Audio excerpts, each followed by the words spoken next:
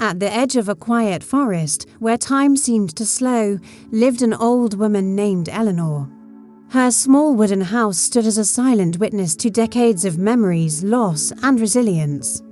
Every morning, with a gentle limp, she would walk to her porch, a cup of warm tea in hand, and watch the trees sway. They seemed to whisper secrets only the elderly could understand, stories of seasons past and futures yet to come. Eleanor lived alone, wrapped in a quiet solitude since her husband's passing years ago. The silence of her home was a constant companion, a heavy blanket of memories that both comforted and saddened her. One cold winter dawn, as the first light painted the snow-covered ground in shades of pale blue and pink, Eleanor noticed something unusual.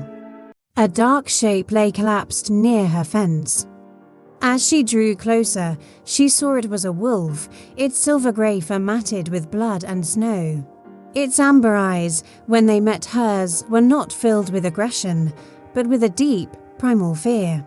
The villagers had always warned her that wolves were dangerous, creatures of the wild to be feared and avoided. Yet, as she looked at the wounded animal, something deeper than fear stirred within her heart. It was a pang of recognition, a reflection of the profound loneliness she carried within herself. She remembered the warnings, the stories of livestock lost and hunters' triumphs. But in that moment, all she saw was a life flickering on the brink of extinction, a creature in pain, just as she had been in her own way. So she did what no one else would have done. She slowly approached, speaking softly, her voice a gentle murmur against the crisp winter air, as if she were soothing a frightened child. Against all odds, the wolf did not snarl or try to flee. It remained still, watching her with those desperate, intelligent eyes, as if sensing the kindness in her intent. With trembling hands, Eleanor wrapped the wolf in an old, thick blanket she had brought from the house. It was a heavy, arduous task for her frail body, but she managed to drag the surprisingly heavy animal inside, leaving a trail in the fresh snow. Inside her warm, cozy home, the scent of pine and wood smoke filled the air. For days, Eleanor tended to the wolf's wounds. She gently cleaned the deep gashes, her touch surprisingly steady, and fed it warm, nourishing broth from a bowl. As she worked, she spoke to it, her voice filling the quiet rooms for the first time in years. She told the wolf about her youth, about the farm she grew up on, about the dances she attended and the songs she loved. She spoke of her late husband, a man with hands as strong as oak and a heart as gentle as the spring rain. She recounted their life together, the joys and the sorrows, and the vast, echoing silence he had left behind. The wolf listened, its amber eyes never leaving her face. It was a silent, patient audience, and as it listened, it slowly began to regain its strength. As days turned into weeks, an unspoken bond formed between the old woman and the wild creature. It was a quiet understanding that transcended words, a connection forged in shared vulnerability and mutual care. The wolf, now healed and strong, became her guardian. At night, it would lie by the hearth, a silent protector, its ears twitching at every sound from the forest.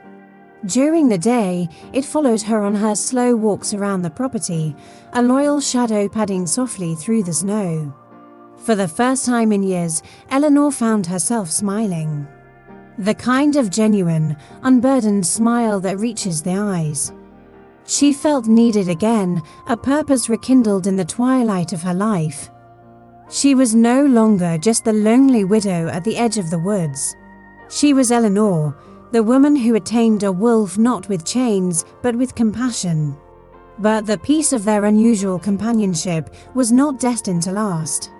One evening, the forest was disturbed by the harsh glare of torches and the sharp, urgent voices of men. Hunters had entered the woods, their intent clear and cruel. They were seeking the wolf, the very one Eleanor had nursed back to health. They tracked it to her small cottage, their figures casting long, menacing shadows against the snow. They expected to find a dangerous beast and perhaps a frightened old woman. They found something else entirely. Eleanor stood on her porch, her small frame silhouetted against the warm light from her doorway. She stood with a strength she thought she had lost long ago. The wolf stood behind her, not growling, but poised and watchful, trusting her completely. "The animal is under my protection," she declared, her voice ringing with an authority that surprised even herself. The hunters, rugged men accustomed to facing down fear, were taken aback. They had come for a hunt, not a confrontation with a resolute grandmother. "Kindness," she continued, her gaze unwavering, "has healed what cruelty never could. This wolf has harmed no one. It will not be harmed by you." At first, a few of them laughed, a harsh, disbelieving sound that cut through the night. But as they looked into her eyes, they saw no fear, only a fierce, unshakable conviction. Something in her unwavering gaze, in the quiet dignity with which she stood her ground, made them pause. The laughter died on their lips. Wordlessly, they lowered their weapons, exchanged uncertain glances, and turned away, melting back into the darkness of the forest from which they came. That night, as snow fell softly outside, blanketing the world in a pristine silence, the wolf did something it had never done before. It lifted its head and howled. But it was not a howl of sorrow or loneliness. It was a sound filled with a deep, resonant gratitude, a song that echoed through the silent woods. It then walked over to Eleanor's chair, resting its great head beside her as she sat by the fire. She stroked its thick fur, whispering softly, "You see, love, even between the most unlikely souls, can still exist in a world that seems to be growing colder."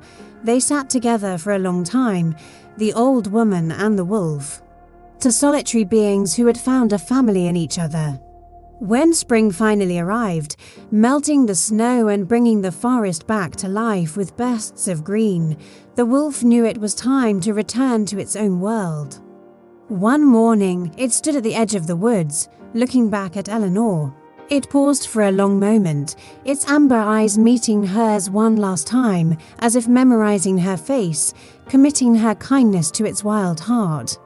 Eleanor watched it go without sadness. She stood on her porch, just as she did every morning, but this time her heart was full. She understood that true love does not mean possession. It means letting go. It means wishing the best for another, even if it means they must leave your side. From that day on, Eleanor was never truly alone. The silence in her house no longer felt heavy or empty. It was filled with the memory of a unique friendship. And every night, if she listened closely, she could hear a distant howl echoing through the trees. It was a familiar voice, a reminder that somewhere out there, in the heart of the wild, a creature carried her kindness. It was a promise that she had made a difference. Eleanor's story became a quiet legend in the forest, a testament to the idea that even in old age, a single act of compassion can change a life, heal a wound, and create a bond stronger than fear, stronger than time, and even stronger than death itself.